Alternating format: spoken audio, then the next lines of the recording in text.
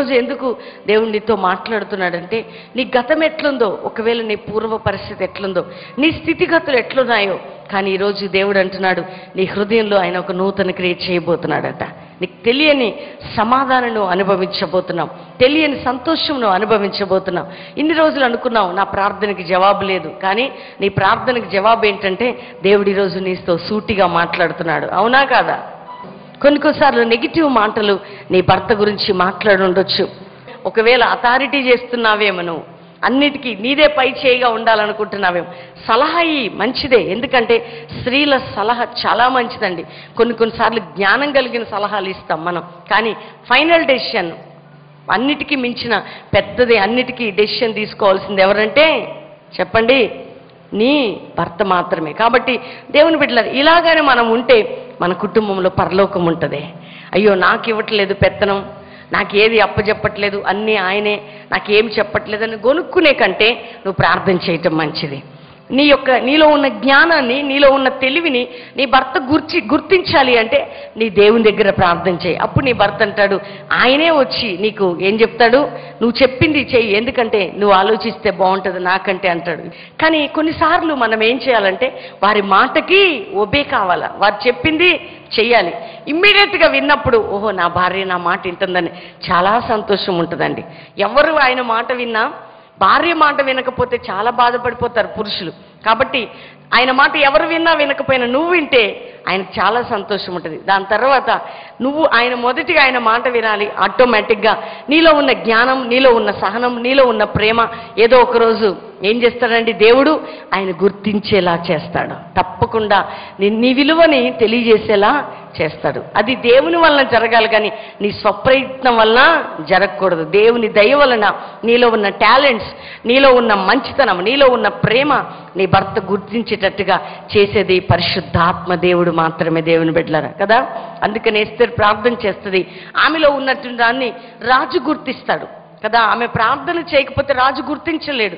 రాజు యొద్దకు వెళ్ళక ముందు 3 దినాలు ఉపవాసం ఉండి ఎప్పుడైతే ప్రార్థన చేస్తుందో ఆమె మీద దయ కలుగుతుంది. ఆమె వైపట ఒక దండము చాపుతాడట. అంటే ఆమె చూడగానే దయ కలుగుతుంది. అంటే తను వెళ్ళి అడగక ముందు ఏం చేస్తుందంటే ప్రార్థన చేస్తుంది. అందుకని ఏదైనా నీకు కావాల్సింది అడగక ముందు ఏం చేయాలి చెప్పండి స్త్రీలు? మీ తండ్రిని అడగండి, మీ పరమ తండ్రిని అడగండి. ఆయన ఏం చేస్తాడంటే నీ భర్తకి ప్రేరేపణ కలుగు చేస్తాడు, ఆయనకు ఆ మనసు పుట్టిస్తాడు, ఆయనకు ఆ ఇన్స్పిరేషన్ నీకు చదువు లేకపోవచ్చమ్మా, నీ భర్తకి చదువు లేకపోవచ్చు, కానీ నువ్వు ప్రార్థన చేయి, ప్రభు తప్పకుండా నీ ప్రార్థన ద్వారా నీ భర్తతో మాట్లాడతాడు. కాబట్టి నువ్వు సంపాదించిన, చదువుకున్న, ఒకవేళ నీ భర్త ఇప్పుడు ఆర్థిక స్తోమత లేనివాడైనా ఆయన మీద విసుక్కోకు. ఆయన ఏం తెచ్చి పెట్టకపోయినా సంతోషంగా అంగీకరించు, ఆయనను ప్రేమించు, ఆయనకి లోబడి ఉండు. ఏదో ఒకరోజు మీ ఇద్దరి ప్రార్థన, మీ కుటుంబ ఆధ్యాత్మిక జీవితాన్ని బట్టి దేవుడు మాలాగా మిమ్మల్ని దీవిస్తాడు సహోదరి. అందుకని కష్టంలో భర్తకి తోడుగా ఉండండి అమ్మా, నష్టంలో మీ భర్తకి తోడుగా ఉండండి. తక్కువ జీతంలోనైనా, తక్కువ అమౌంట్ వస్తున్నా మీ భర్తకి ఒబేకండి. ఒకవేళ నీకు 10 రూపాయలు ఇచ్చినా, ఒకవేళ 100 రూపాయలు చీర కొనిచ్చినా సంతోషించండి. ఎందుకంటే ఆయన నీకేమీ తేలేకపోయినా చెప్పండి, మీరు నన్ను ప్రేమిస్తున్నారు, అదే చాలని చెప్పండి. నువ్వు నెగిటివ్గా మాట్లాడొద్దు. నీ పరిస్థితులు ఎంత దిగజారిపోతున్నా నీ మాటల్లో ఏముండాలంటే పాజిటివ్ ఉండాలి. ఈరోజు కాకపోతే రేపు దేవుడు మనల్ని లేవనెత్తబోతున్నాడు అనాలి. అందుకనే మీ నాలుకలో, మన నాలుకలో ఏముందంటే వాక్శక్తి ఉంది దేవుని బిడ్డలారా. అవునంటే అవును, కాదంటే నువ్వు బాగుపడతావంటే బాగుపడతావు, చెడిపోతావంటే నువ్వు బాగుపడవయ్యా ఇక కదా. కొంతమంది స్త్రీలు నా దగ్గరికి వచ్చి చెప్తుంటారు, అమ్మా ఎవరైనా బాగుపడతారు కానీ నా భర్త మాత్రం బాగుపడ్డా. ఇక నువ్వే ప్రవచించుకుంటున్నావు కదా, నేనెందుకులే ప్రార్థన చేయటం అంట. అవునా, ఇక నువ్వే చెప్తున్నావు కదా తల్లి, ఇక నేను చెప్పేది ఏముందిలే, అంతా నువ్వే చెప్పంట. అలా అనొద్దు. ఈరోజు నా భర్త ఇట్లున్నా అయినను నా శాపాన్ని ఆశీర్వాదకరంగా మార్చే దేవుడే నేను నమ్ముకున్న దేవుడు. అవునా కదా చెప్పాలి స్త్రీలు. నిజం దేవుని బిడ్డలారా, నీకంటూ ఒక మంచి రోజు ఉంది, నీకంటూ ఒక బ్లెస్సెడ్ దినం అనేది ఉంది. ఈరోజు నువ్వు కృంగిపోయి ఈ సభలో ఉన్నావేమో, కృంగిపోయి ఈ కార్యక్రమం చూస్తున్నావేమో, దైవ సేవకురాలు ఎంత చేసినా ప్రేమించమంటుంది కదా అని విసుక్కుంటున్నావా? బాధపడొద్దమ్మా. ఎందుకంటే ప్రభు పేరట నీకు చెప్తున్నాను, నీ ఓపిక, నీ ప్రేమ, నీలో ఉన్న యేసయ్య మంచితనం, ఓర్పు కలిగిన వారు పట్టణాన్ని స్వతంత్రించుకుంటారంట కదండి. ఈ రోజుల్లో భేదాభిప్రాయాలు, భార్యాభర్తలు విడిపోవడం ఈ టైంలో ఎక్కువైపోయింది. ఎందుకంటే చదువు ఎక్కువైపోయింది, జ్ఞానం ఎక్కువైపోయింది, తెలివి ఎక్కువైపోయింది. కాబట్టి నేను సంపాదిస్తున్నాను, నువ్వు నీతో పాటు సమానంగా ఉన్నాను, నేనెందుకు లోబడి ఉండాలి. ఎప్పుడైతే ఇది బైబిల్కి విరుద్ధమైంది, ఎప్పుడైతే ఈ మాట వస్తుందో ఆటోమేటిక్గా మీ ఇద్దరి మధ్యలో ఏమొస్తుందంటే భేదాభిప్రాయాలు వస్తాయి. కానీ బైబిల్ ఏం చెప్తుందండి, నీ భర్తకి చెప్పాలి. నిజమే అండి, కొంతమంది భర్తలు చాలా మూర్ఖత కనపరుస్తారు. కొన్నిసార్లు శాడిజం ఉంటుంది వారిలో, భరించలేము. ఎక్కడికైనా వెళ్ళిపోతే బాగుండి వాళ్ళని విడిచిపెట్టి అనిపిస్తుంది, కానీ ఎక్కడికి వెళ్ళగలం? చూడండి, వివాహ బంధం దేవుడు ఏర్పాటు చేసిన బంధం. ఏం చేస్తాం? లోబడి ఉండాలా, కట్టుబడి ఉండాలా, విడిచిపెట్టి వెళ్ళిపోవాలా? చూడండి, నువ్వు విడిచిపెట్టి వెళ్ళిపోతే నీ సంసారమే, నీ కుటుంబమే బ్రేక్ అయిపోతుంది. కానీ ఏదో ఒక రోజు నీ ఓపిక నీ కుటుంబాన్ని కట్టబోతుంది సహోదరే. తప్పకుండా నీ కుటుంబాన్ని కడతాడు ఆయన. అందుకని కుటుంబాన్ని కట్టేది దేవాతి దేవుడు. అందుకని ఈరోజు ఒకవేళ భార్యలుగా ఇక్కడ విడిపోయిన వారు ఎవరైనా ఉంటే మీరు ప్రార్థన చేయండి. ఒకవేళ ఎక్కువ మాట్లాడి భర్తకి లోబడక ఎక్కడైనా నీ మిస్టేక్ ఏదైనా ఉందేమో, ఈరోజు నీ కుటుంబం విడిపోవటానికి నీ యొక్క జీవితంలో ఆయన ఒకవేళ తప్పున్నా నీ తప్పు కూడా మేబీ ఉండొచ్చు. అయితే ఈరోజు నువ్వు ఒప్పుకుంటే నెక్స్ట్ మంత్ లోపు నీ కుటుంబాన్ని దేవుడు కట్టబోతున్నాడు. నిజమండి, ఇది దేవుని ఆత్మ చేత నింపబడి నేను ఈ మాట చెప్తున్నాను. మనం కానీ ఒప్పుకున్నప్పుడు మన కుటుంబంలో ఏం దిగుతుంది? ఆటోమేటిక్గా నువ్వు ఇక్కడ ఒప్పుకుంటుండగా పరిశుద్ధాత్మదేవుడి నీ భర్తతో మాట్లాడబోతున్నాడమ్మా, నీ కుటుంబాన్ని కట్టబోతున్నాడు. అందుకని స్త్రీలైన మనకి ఏముండాలంటే అన్ని సమయాల్లో దేవుణ్ణి వెతికే అనుభవం ఉండాలని. ఇలాంటి టైంలో వెతుకుతారా? ఇప్పుడు నేను చెప్పిన పరిస్థితులన్నీ ఎందుకు చెప్పానంటే ఇలాంటి టైంలోనే మనం ఎవరిని ప్రేమించాలి అంటే చెప్దాం, తిండున్నా లేకున్నా, కష్టం ఉన్నా లేకున్నా. అందుకని ఎవరు నీ అన్నదమ్ములైనా బంధుమిత్రులైనా ఎవరిది నువ్వు తీసుకున్నా అది నీ దగ్గర నిలబడదండి. యెహోవా ఆశీర్వదిస్తే అది ఎన్నటికీ కూడా ఆశీర్వదించబడి ఉంటుందట. ఎవరు ఆశీర్వదించాలి మిమ్మల్ని చెప్పాలి? మీ తమ్ముడు దానికోసం కోర్టు కేసులో ఉన్నారా? మీ అన్న దానికోసం, లేకపోతే నీ భర్తను అంటున్నారా నువ్వు పోరాడయ్యా, మనం ఎందుకు వదులుకోవాలా, ఏం పనిది అని జీవితాంతం యుద్ధం చేస్తున్నారా? ఆర్థిక డబ్బు కోసం సమాధానాన్ని పోగొట్టుకోకండి. డబ్బు కోసం మనకున్నటువంటి సంతోషాన్ని పోగొట్టుకోవద్దు. డబ్బు ఈరోజు ఉంటుంది, రేపు పోతుంది. చిరాస్తులు ఇవన్నీ ఉంటాయిపోతాయి. కానీ ఏముండాలి మన అందరి హృదయంలో? ఆయన ఉంటే ఏముంటుందంటే సర్వ సంపదలు జ్ఞానము అంతా యేసయ్యలోనే ఉంది. కాబట్టి ఆయనే నీకుంటే అన్నీ ఉన్నట్టే. ఒకవేళ ఈరోజు నువ్వు ఏమీ లేని దానివేమో అమ్మా, కానీ కష్టంలో చీకటిగా ఉన్నప్పుడు మగ్దలేని మరియ వెతికింది. నీ కుటుంబంలో ఆర్థిక చీకటి, అప్పులనే చీకటి, ఏమీ లేని చీకటి పరిస్థితులున్నా నువ్వు ఎవరిని వెతుకమ్మా చెప్పండి? చీకటిలో నుండి వెలుగులోకి నడిపించే ఆ గొప్ప దేవుని వెతుకు, ఆయనని ప్రేమించు. నీ జీవితంలో అద్భుతం జరగబోతుంది. అందుకని చూడండి, మగ్దలేని మరియ ఏడుస్తూ ఆ సమాధి దగ్గర వెతుకుతున్నప్పుడట ఎంత మంచి ప్రత్యక్ష దొరికింది మరియకి. వీళ్ళేమో కొద్దిగా వెతికెళ్ళిపోయారు, ఎవరు? శిష్యులు. కానీ వెతుకుటలో ఆగలేదు కాబట్టి యేసయ్య ఆమెను వెతుక్కుంటూ వచ్చాడండి. చూడండి, అందుకే స్త్రీలకి ఓపిక ఉండాలి కదా, సహనం ఉండాలి. ఒక్కసారి దాన్ని ప్రారంభిస్తే అది ముగించే వరకు ఉండాలండి. ఆ సమాధి దగ్గరే నిలబడట, ఏడుస్తూ ఉందట. ఇరువైపుల దేవదూతలు కనబడ్డారు.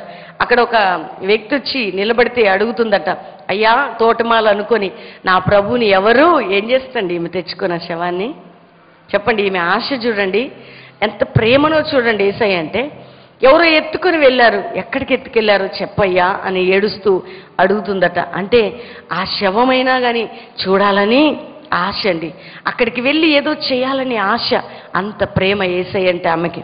అప్పుడు యేసుక్రీస్తు ప్రభు అంటున్నాడు, మరియా అని పిలుస్తున్నాడు. అప్పుడు ఆమె చూసింది, గుర్తుపట్టలేదు. తర్వాత గుర్తుపట్టి ఏమంటుందండి, బోధకుడా, పునరుద్ధానుడే లేచిన తర్వాత ఎవరికి కనపడ్డాడు యేసయ్య? వెతుకుతున్న మగ్దలేని మరియ కనపడ్డాడమ్మా. ఓ తల్లి, నువ్వు కానీ ప్రార్థనలో దేవుణ్ణి వెతికితే నీకు దేవుడు ప్రత్యక్షం కాబోతున్నాడు. ఆయన ప్రత్యక్షత నీకు దొరకబోతుంది. భవిష్యత్తు గురించి దేవునితో మాట్లాడబోతున్నాడు. వెతికిన శిష్యులు వెళ్ళిపోయారు, కానీ వెతుకుట్లో ఆగిపోలేదు. కానీ ఏమైందండి? సాగిపోయింది. కొన్ని రోజులు ప్రార్థన చేసి ఆగిపోతున్నావా? కొన్ని రోజులు ఆత్మీకంగా నడిచి ఆగిపోతున్నావా? కొన్ని రోజులు నీ ఆత్మీయ యాత్ర కొంత దూరం వెళ్ళి ఆగిపోతుందా? కానీ ప్రభు అంటున్నాడు, నువ్వు సాగిపోవాలి. కానీ ఎప్పుడు దాకా వెతకాలండి? ఎప్పుడు దాకా వెతకాలా? దొరికే వరకు వెతకాలా? మధ్యలో వెళ్ళిపోవాలా? శిష్యులు వెళ్ళిపోయినట్టు. ఈ శిష్యులు చూడండి, భూలోకాన్ని తల్లకిందులు చేశారు మళ్ళీ వీళ్ళు కదా.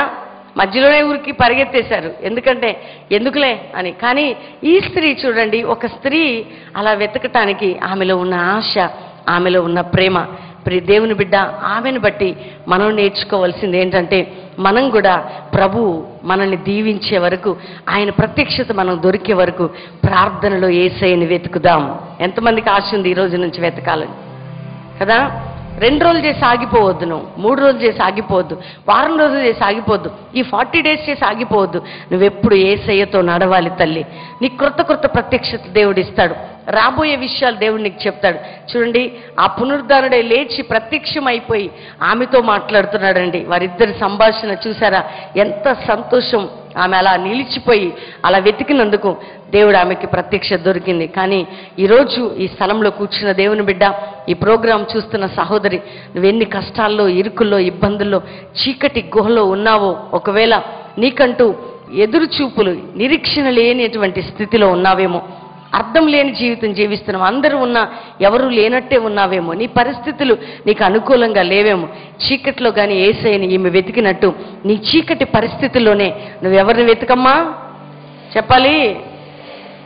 చూడండి, వెలుగులో వెతకలే, చాలా చీకట్లు ఉన్నప్పుడు వెళ్ళి వెతికింది. అట్లానే నీ పరిస్థితులు ఏది నీకు బాగలేవు, అనుకూలంగా లేవు, నువ్వు ప్రార్థన చేసే శక్తి కూడా నీకు లేదు, అంత ఓపిక లేని స్త్రీగా ఉన్నావు. కానీ ఈ ఉదయం కానీ నువ్వు ప్రభు వైపు చూస్తే, ఈ దినం కానీ ఆయన పాదాలు పట్టుకుంటే, దేవుడు గొప్ప కార్యాలు నీ జీవితంలో చెయ్యబోతున్నాడు. ఈమెకి దొరికిన ప్రత్యక్షత నీకు అనుగ్రహించబోతున్నాడు. అందుకని నాకెంతో ఇష్టం అండి ఈ యొక్క పాఠ్య భాగం అంటే. నిజంగా ఈమెకి ఎంత ధైర్యం అనిపిస్తుంది. ధైర్యమా కాదా? అది సమాధి దగ్గరికి వెళ్ళడానికి ఏముండాలి చెప్పండి? ఇప్పుడు పోతారా మీరు సమాధి దగ్గరికి? పోరండి. ఏముండాలి స్త్రీలకి? ఇప్పుడు చెప్పండి, స్త్రీకి ఏముండాలి? ఇంకోటి ఏముండాలి? ఓపిక ఉండాలి కదా. 4 రోజులు ప్రార్థన చేసి, అయ్యా చేసినానయ్యా, ఇక జరగదులే అయ్యా, వదిలిపెట్టాయి అనొద్దు కదా. మనం వేసుకునే గొలుసుకి ఎట్లా క్లోజ్ ఉంటుందో, ఆయన మనకి దొరికే వరకు కూడా దేవుని పాదాలు పట్టుకోవాలి స్త్రీలారా. నిజంగా స్త్రీలు కానీ ప్రార్థన చేస్తే దేవుడు గొప్ప కార్యాలు చేస్తాడండి. తెలుసా మీకు ఆ విషయం కదా? స్త్రీలు, కొంతమంది భర్తలు అంటారు, నా భార్య అండి ఏడ్చి సాధిస్తుంటారు. ఏడిస్తేనంట భర్తలు ఏం చేస్తారండి? చచ్చినట్టు లేకపోయినా చేస్తారు. ఎందుకంటే ఏడ్చి సాధించే స్త్రీలు ఉంటారు. కానీ ఆ ఏడుపేదో ఎవరి దగ్గర ఏడుద్దాం చెప్పండి? ఇంకోటి తెలుసా, యేసయ్య దగ్గర ఏడిస్తే ఆత్మీకంగా సాధిస్తావు, ఈ లోకపరంగా కూడా నువ్వు సాధించగలుగుతావు. ఎందుకంటే నీ ఏడుపు, నీ కన్నీరు ఆయన కవిళ్ళలో దాచబడి ఉండాలమ్మా. నువ్వు ఎవరి దగ్గర ఏడవాలి? అందరు చెప్పాలి. నీకే బాధ కలిగినా నీ దుఃఖము మనుషుల దగ్గర ఓపెన్ చేయకో, చులకనైపోతావు. నువ్వు హృదయం తెరిచి యేసయ్య పాదాలు పట్టుకో. చూడండి, హన్న గర్భఫలం లేకపోతే తన పెనిన్న తన వైరి విసిగిస్తుంటే ఆమె కోపం వచ్చి దేవుని వెతికిందట. ఏమొచ్చి? అక్కడ ఏమని రాయబడి ఉంటుందంటే, దైవజనుడు వచ్చి నువ్వు మత్తురాలువై ఉన్నావా అంటే, అయ్యా లేదయ్యా, నేను కోపేద్రేకం అంటే కోపం వచ్చేసింది నాకు. అప్పుడు నేను ఎవరిని వెతుకుతున్నానంటే కోపంలో దేవుని వెతుకుతున్నాను. నేను ఎవరిని నిందించినా, నీకు ఎవరైనా వ్యతిరేకంగా మాట్లాడిన కోపం వస్తే, రోషం వస్తే వాళ్ళకు పోయి వాళ్ళని అనాలా, దేవుని వెతకాలా? కోపావేశముతో నేను ఎక్కడికి వచ్చానంటే సజీవుడైన దేవుని సన్నిధికి వచ్చి ఆయన బలిపీఠం పట్టుకుంటున్నానయ్యా అంటుంది. అంటే నీ కోపం కలిగించే సంఘటనలు వస్తే కోపం ఎవరి మీద తీయాలా? భర్త మీద, పిల్లల మీద, చుట్టుపక్కల వారి మీద, ఎవరి దగ్గరికి వెళ్ళాలండి? చూడండి, కోపావేశంతో ఎవరిని అడుగుతుందట? దేవుని పట్టుకుంటుందట, ఆయన్ని బ్రతిమలాడుతుందట. తండ్రి, ఒక్క కుమారుడు దయచేస్తే అతను నీకు తిరిగి నేను ఇస్తాను అంటుందట. అంటే రోషం వచ్చినా, బాధ కలిగిన, నింద కలిగిన, అవమానం వచ్చిన, చీకటి పరిస్థితులు వచ్చిన, వ్యతిరేకతలు వచ్చిన, ఇబ్బందులు వచ్చిన, ఏ పరిస్థితులు వచ్చినా ఎవరిని వెతుకుదాం? దేవుని వాక్యం ఏం చేయండి? మీ హృదయంలో, మీ యొక్క తలంపుల్లో భద్రపరచుకోండి. ఈరోజు నీకు దేవుడు నీతో మాట్లాడుతున్నాడమ్మా. క్లియర్గా హన్నా వెళ్ళి దేవుని పాదాలు పట్టుకున్నట్టు, సమూయేలు బయటికి రావడానికి ఆమె కన్నీటి ప్రార్థన అండి. నీ కుటుంబం కట్టబడాలంటే విజ్ఞాపన చేయి. నీ కుటుంబంలో ఏదైనా పోరాటం ఉంటే దేవుణ్ణి వెతుకు. ఎన్ని సమస్యలున్నా ఆయనని బలిపీఠం పట్టుకో. నిత్యమండి, స్త్రీలకి మీకు ఆ శక్తి ఉంది దేవుని బిడ్డలారా. మీరు వెళ్ళి ఆయన పాదాల దగ్గర కూర్చుంటే కదిలిపోతాడు యేసయ్య. మీ ప్రార్థనలకి జవాబిస్తాడు, మీకు న్యాయం చేస్తాడు, మీ కన్నీరు తుడుస్తాడు. మీ బిడ్డల పరిస్థితులు బాలేవా, మీ భర్త పరిస్థితి బాలేదా, ఆర్థిక పరిస్థితులు బాలేవా, ఆత్మీయ స్థితి బాలేదా, ఒకవేళ నీ కుటుంబంలో నీ భర్త పాపానికి, త్రాగుడికి, వ్యభిచారానికి బానిసైపోయి ఉన్నాడా, మనుషులకు చెప్పి పంచాయతీలు పెట్టిస్తున్నావా, అటు ఇటు తిరుగుతున్నావా, ఇవన్నీ మానేసి ఎవరిని వెతుకమ్మా చెప్పాలి. అమ్మా ఇది ఎప్పటి నుంచో చేస్తున్నానులే, కొత్తగా చేసేది ఏముందని అనొద్దు నువ్వు. ఆయన దొరికే వరకు, జవాబు ఇచ్చే వరకు. ఎక్కడైనా జవాబు ఇవ్వని ప్రశ్న ఉందండి దేవుని దగ్గర? ఉందండి. ఆయన జవాబు లేని పరిస్థితి ఎక్కడైనా ఉందా బైబిల్ గ్రంథంలో? లేదండి. నువ్వు నాకు మొర్రపెట్టుము, నీకు నేను ఉత్తరం ఇచ్చేదను అంటున్నాడు ఆయన. నువ్వు ఏ విధంగా నన్ను అడుగుము, నీకు నేను ఆశీర్వదిస్తా అంటున్నాడు. వెతకండి, నేను మీకు దొరుకుతాను అంటున్నాడు. మీరు వెతకాలి, అప్పుడు దేవుడు మనకు దొరుకుతాడు. మనం ప్రార్థించాలి, అప్పుడు మనకి జవాబు వస్తుంది. ఓ స్త్రీ, ఈరోజు కన్నీరు కారుస్తున్నావా, ఒకవేళ దుఃఖముతున్నావా, నిరుత్సాహంతున్నావా, కృంగిపోయి ఉన్నావా, ఈరోజు నీకు శుభవార్త ఏంటంటే నీ ప్రార్థన నీ కుటుంబంలో ఉన్న శత్రు కోటగోడల్ని కోల్చబోతుంది. అంత శక్తి నీలో ఉంది. నీలో ఏముందో తెలుసా? ప్రార్థన శక్తి ఉందండి. ఏ శక్తి ఉంది? గట్టిగా చెప్పాలి. మీరందరూ ఇంట్లో పని చేయరా? చేస్తారా చేయరా? పని చేయకుండా పని మనుషులను పెట్టి చేయించుకుంటున్నారా? లేదు కదా. పని అందరూ చేస్తారు. అన్ని గంటలు పనిచేసే ఓపిక నీలో ఉన్నప్పుడు అంత ప్రార్థన చేసే శక్తి కూడా నీలో ఉందమ్మా. పని చేసే శక్తిని గుర్తించావు, ప్రార్థన చేసే శక్తిని ఇన్ని రోజులు గుర్తించలే. కానీ ఇప్పుడు దేవుడు నీతో అంటున్నాడు, నువ్వు ప్రార్థన చేస్తే నేను నీ కుటుంబంలో పని చేస్తాను అంటున్నాడు ఆయన. నువ్వు ప్రార్థన చేస్తే నీ కుటుంబంలో, నీ యొక్క సంఘములో దేవుడు అద్భుతం చేయబోతున్నాడు. అందుకని సంఘంలో, అందుకే ఇర్మీయా ప్రవక్త అంటాడు, స్త్రీలారా యెహోవా మాట చెవియొగ్గి ఆలకించుడి, కన్నీరు విడిచు ప్రార్థన రోదన ధ్వని చేయమంటున్నాడు. ఏ ప్రార్థన చేయాలట? కన్నీటి ప్రార్థన, విజ్ఞాపన ప్రార్థన, దేవుని బ్రతిమలాడే ప్రార్థన, ఆయన బలిపీఠం పట్టుకునే ప్రార్థన. సంఘం కొరకు, సేవకుల కొరకు, పట్టణం కొరకు, రాష్ట్రం కొరకు, దేశం కొరకు, నీ కుటుంబం కొరకు, నీ బిడ్డల కొరకు, నీ భర్త కొరకు నువ్వు ప్రార్థన చేస్తే మన ప్రార్థన ద్వారా దేవుడు గొప్ప కార్యాలు చేయబోతున్నాడు. దేవుణ్ణి నిజంగా నీ ప్రార్థన వినటానికి సిద్ధంగా ఉన్నాడమ్మా. అదే నీకు చెప్తున్నాడు. ఇన్ని రోజులు నేను మీకు చివరిగా చెప్పి నేను ప్రార్థనలోకి వెళ్ళబోతున్నా. నీ మాట వినేవారు ఎవ్వరు లేరు కదా, నీ మాటకు విలువిచ్చేవారు ఎవరు లేరు. కానీ దేవాతి దేవుడే నీ మాటకు విలువ ఇవ్వాలనుకుంటున్నాడట. కాబట్టి ఎవరితో మాట్లాడతావు ఈ రోజు నుంచి? ప్రభుతో మాట్లాడతావా, మనుషులతో మాట్లాడతావా? ప్రభుతో చెప్దామా, కష్టాలు మనుషులతో చెప్దామా? విని విని అమ్మో ఈ సిస్టర్ వస్తుంది చెప్పిందే చెప్తుందని నేను చూసి వెళ్ళిపోతారండి కదా. కానీ దేవుడు అలా అనుకోడు. నా బిడ్డ నా దగ్గరకు వస్తుంది, నువ్వు ఎంతసేపు చెప్పినా ఆయన వింటానే ఉంటాడు. మాలాంటి సేవకులైనా బిజీగా ఉంటారు, కానీ యేసయ్య బిజీగా ఉండడు. ఆయన ఆల్వేస్ ఎప్పుడు నీ మాట వినటానికి. అందుకనే చూడండి, మీరు ఏ సేవకులకన్నా ఫోన్ చేయండి కదా, బిజీ వస్తుంటే నెంబర్స్, ఒకవేళ ఉన్న పాస్టర్ గారు లేరంటారు. కానీ నాకు మొరపెట్టుము, నీకు నేను ఉత్తరం ఇచ్చేదాని నెంబర్కి మీరు ఫోన్ చేస్తే అది ఎప్పుడు కూడా బిజీ ఉండదు, ఎంగేజ్ రాదు, నీతో మాట్లాడుతూనే ఉంటాడు ఆయన. ఈరోజు నా ప్రియ సహోదరి, తల్లి, ఈ కార్యక్రమం చూస్తున్న సహోదరి, భయపడకు, సిగ్గుపడకు. నీ పరిస్థితులు నీకు అపజయాన్ని, చీకటిని తీసుకొచ్చాయా? అయితే దేవాతి దేవుడు అంటున్నాడు, ఒక క్రొత్త వెలుగుతో నింపబోతున్నాడు, మహిమ కలిగిన కార్యం చేయబోతున్నాడు ఆయన. ఈ కార్యక్రమం చూస్తున్న దేవుని బిడ్డ, నీకోసం నేను ప్రార్థించబోతున్నాను. స్పిరిట్ ఆఫ్ గాడ్, ఈ కార్యక్రమం చూస్తున్న బిడ్డలారా, మీ గురించి నేను ప్రార్థించబోతున్నాను. ప్రభువా, ఎంతమంది బిడ్డలు ఈ కార్యక్రమం చూస్తున్నారో ఓపికతో నిన్ను వెతికే కృప దయచేయండి. అపజయాల్లో, నిందల్లో, అవమానాల్లో, ఇరుకుల్లో, శ్రమల్లో, ఇబ్బందుల్లో నీ బిడ్డలు ఉంటున్నారేమో. వారి బంధకాలన్నీ తొలగిపోవాలి, వారి శత్రు కోటగోడలు కూలిపోవాలి, ఈ సంవత్సరం విజయాలు సాధించాలి, ప్రార్థనలో రోషం, పట్టుదల కలిగి ముందుకు వెళ్ళాలి. వారి శ్రమలు ఏది వారిని బలహీనపరచొద్దు, కానీ విజయోత్సాహంతో ముందుకు వెళ్ళే కృప ఈ కార్యక్రమం చూస్తున్న ప్రతి బిడ్డకి మీరు దయచేయండి. ఆరోగ్యాలతో విడుదలతో నింపి మీ నామానికి మహిమ తెచ్చుకోమని యేసు నామములో అడుగుచున్నాం తండ్రి, ఆమేన్. మేము ఇన్ని రోజులు ఆత్మీయంగా బలపడినాం, కానీ ఈ మీటింగ్ ద్వారా 2 రోజులు చాలా బలపడినాము. ముఖ్యంగా ఈ ప్రేయర్ మీటింగ్ ఇప్పుడు స్త్రీల కూడికకి వచ్చైతే చాలా బలపడినాము. ఏ విధంగా మా యొక్క దాంపత్య జీవితంలో ఏ విధంగా ఉండాలి, స్త్రీలు ఏ విధంగా దేవుని దాంట్లో ఎదగాలి అని చాలా ఆత్మీయంగా సిస్టర్ ద్వారా ఇప్పుడు ఆమె ఇచ్చిన మెసేజ్ ద్వారా చాలా తెలుసుకున్నాము. నిజంగా మేము విసుగకుండా ప్రార్థిస్తే మేము దేవుణ్ణి ఎట్లా పట్టుకుంటామో మాకు తెలిసింది. మా కుటుంబాలు ఏ విధంగా మార్చుకోబడాలి, మా భర్తలను మేము ఏ విధంగా ప్రేమించాలన్న అంశం గురించి మాకు సిస్టర్ గారు ఎంతగానో చెప్పారు. సిస్టర్ గారికి మా హృదయపూర్వక ధన్యవాదాలు తెలుపుకుంటూ ముగిస్తున్నాను. మరి స్త్రీలు దేవుని కలిగి మనము జీవిస్తే సమస్తము జయించగలమన్న సత్యాన్ని నేర్చుకున్నాము.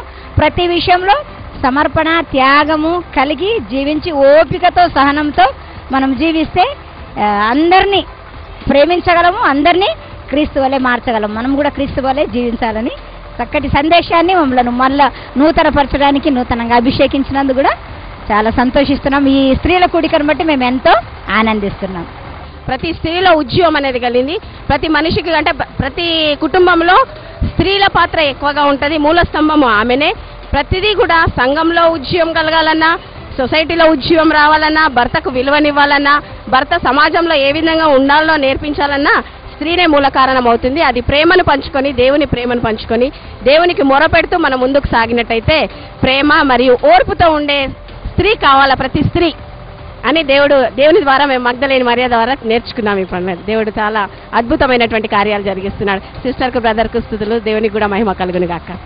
మగ్ధలేని మరియా ఏ రీతిగా దేవుని చూడాలని ఆశించిందో మేము కూడా దిన జీవితంలో ప్రతిరోజు కూడా దేవుని చూడాలని ఆశించాలా. మరి ప్రతిదినం కూడా ఎక్కువ ప్రార్థనలో గడిపినప్పుడే మన జీవితాలు బాగుపడతాయి, మన సంఘాలు బాగుపడతాయి, మన కుటుంబాలు బాగుపడతాయని సిస్టర్ గారు ఎంతో చక్కగా చెప్పారు. మేము నిజంగా ఆశీర్వదించబడినామని మేము నమ్ముతున్నాము. So praise the Lord. Sister గారిని బ్రదర్ గారిని ఇక్కడికి పంపించినందుకు మేము ఎంతగానో దేవుని స్తుతిస్తున్నాం. Thank you. దైవజనురాలు చెప్పినటువంటి ఆ మెసేజ్ని మగ్ధలేని మరియా గురించి చెప్పారు కాబట్టి ఆవిడ చెప్పిన ప్రతి మాట మా హృదయంలో నాటింపబడింది. దాని నుంచి ఈ రోజు నుంచే దేవుని వెతకడానికి మేము సిద్ధంగా ఉన్నాం. నిజంగా ఈ జైరాబాద్లో ఈ స్త్రీల కూడికల్లో నిజంగా దేవుడు నాతోని మాట్లాడిండు. నిజంగా నాలో నేను ఎంత పిరికిదాన్ని, ఎంత భయముతో ఉన్నప్పటికీ దేవుడు ఈరోజు నాతోని మాట్లాడిండు. మరి స్త్రీలు మనం ఏ విషయంలో భయపడొద్దని, మరి ప్రతి విషయంలో దేవుణ్ణి వెతకాలా. మరి మగ్ధలేని స్త్రీ నిజంగా ఎట్లా వెతికిందో ఆ విధంగానే దేవుడు వెతకాలని దేవుడు ఈరోజు నాతో మాట్లాడిండు. మరి మేమెంతో ఆశీర్వదించబడ్డాము. ఈ వర్తమానం ద్వారా మేమెంతో దీవించబడ్డాము. మరి దేవుడు తన అగ్ని అభిషేకంతో మరి ఆ ధైర్యమునిచ్చే పరిశుద్ధాత్మ దేవుడు మరి అదే ధైర్యమును మాకు కూడా అందరినీ ఇచ్చి దేవుడు మమ్మల్ని బలపరిచిండు. దేవునికి మహిమ కలుగును గాక. మరి నిజంగా దేవుడు ఇంకా మరి అన్నయ్య మరి సిస్టర్ బ్రదర్ని ఇంకా తన సేవలో వాడుకొని వారికి మంచి ఆరోగ్యము దేవుడు అనుగ్రహించినట్లు మేము ప్రార్థిస్తున్నాం.